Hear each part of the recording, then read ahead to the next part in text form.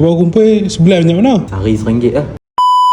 Okay guys, hari ni abang ni upgrade pada iPhone 4S. Terus dia upgrade ke 17 Pro. So abang bakal telefon ni nombor mana lah bang? Lebih kurang 14 tahun macam tu lah. 14 tahun? Ya. Daripada 2011? Ya betul. Udah nak abang jaga barang abang pernah repair apa-apa ni? Dok je elok gitu. Elok lagi. Saya lagi impress 4S ni pada 17 Pro. Ya ke? Oh. Tak tengok lah. Dah tengok dah ha.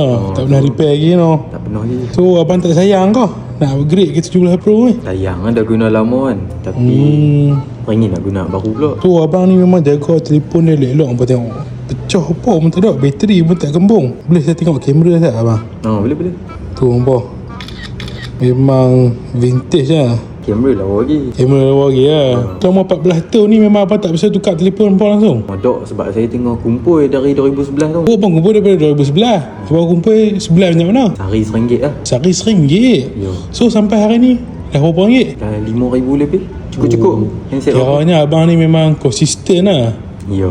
Sehari RM1 sampai hari ni jadi RM5,000 lebih.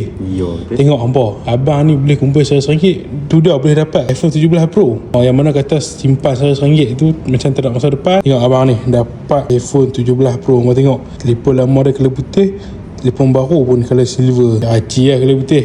Ya, pergi sama. Nak pergi sama lah. Ni abang guna iPhone 17 Pro ni sampai bila pula? 14 tahun, 15 tahun lagi. Tu dah kiranya abang nak upgrade pula iPhone 31 lah. Ya. Udah daripada 4 terus 17 Pro lagi 14 tahun abang ni akan upgrade iPhone 31 Pro Max. Saya tak tahu time tu. Besar, mungkin besar ni ya.